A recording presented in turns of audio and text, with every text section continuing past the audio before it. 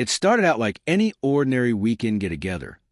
Laughter floating through the air, light conversation blending with a hum of soft music beneath dim golden lights. Friends, co-workers, and acquaintances filled the room, basking in the warmth of a lavish dinner party hosted by one of my wife's colleagues. I was leaning against the bar, talking with a friend from work, when my gaze drifted across the crowd and landed on Emily. She looked stunning, dressed in a red silk gown that shimmered each time she moved. But what caught me wasn't her beauty. It was her behavior. She stood a little too close to a man I didn't recognize. Her hand brushed his arm when she laughed. Her stance was relaxed, almost inviting, while his confidence radiated in a way that made my stomach knot. The scene felt too familiar. The playful touches, the private smiles, the whispered words that weren't really whispers. A quiet storm of anger and disappointment built in my chest. I told myself to stay calm, to keep my cool. But as I kept watching, I realized the woman standing there wasn't the same one who used to hold my hand, like it was her lifeline. When I finally walked over, Emily's face flickered with surprise before she masked it behind her practiced charm. "Hey, babe," she said with a smile that never reached her eyes. "This is Nick. He's new at work." Nick extended a hand, confident, almost smug. "Nice to meet you," he said smoothly. I shook it firmly, deliberately. Emily let out a small giggle, resting her hand on his shoulder as if to ease the tension. "Relax," she teased. "We were just saying a little harmless flirting keeps things exciting." People around us laughed. I didn't. I just looked at her, really looked. The slight smirk, the spark in her eyes that fed on attention. Something inside me settled with cold clarity. I smiled faintly and said, "You're right, Emily. Being single will probably be fun, too." The laughter died instantly. Her smile faltered, color draining from her cheeks. "Wait, what do you mean by single?" she stammered. I didn't respond. I didn't need to. I turned and walked away, leaving her standing in the center of that crowded room, surrounded by eyes that suddenly refused to meet hers. As I neared the door, I heard her voice call after me, shaky and pleading. "Jason, come on, it was just a joke." But it wasn't a joke. Not to me.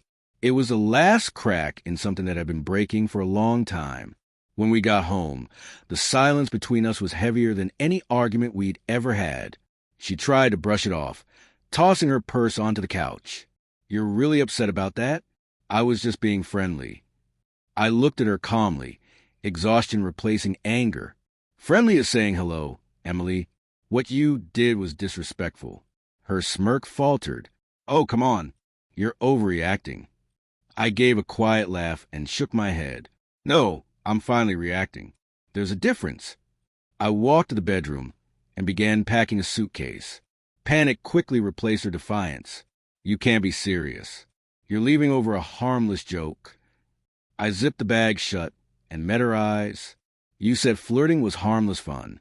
Then I guess being single will be harmless, too." Her voice cracked as tears streamed down her cheeks. "Jason, please don't do this." But she'd already lost me long before that night. I'd spent years overlooking the late-night texts, the vague girls' nights, her constant need for validation from other men. Every time, she brushed it off with, "It's nothing serious. Don't be jealous." But jealousy was never the problem. It was a quiet betrayal hiding behind every excuse. I walked past her, the sound of the door closing behind me echoing like freedom. The days that followed were full of messages, long paragraphs of regret, promises to change, tearful apologies. I didn't respond.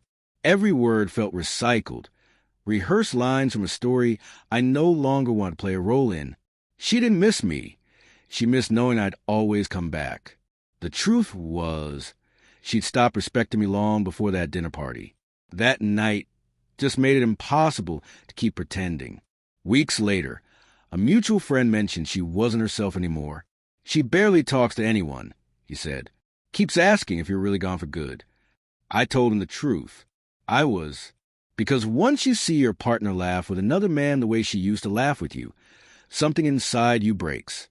It doesn't heal. It changes you. A month later, she showed up at my new place.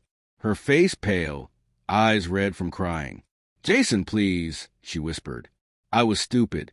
I took you for granted. I'll do anything to fix this. I listened quietly, arms folded. You can't fix what you chose to destroy, I said. She reached for my hand, but I pulled away gently. You didn't lose me at that party, Emily. You lost me every time you mocked my trust. I closed the door that night, not out of anger, but peace. In the months that followed, I rebuilt my life. A new city, a quieter apartment, a job that didn't remind me of her.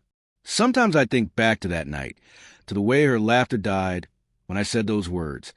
Being single will be fun, too. That silence said it all.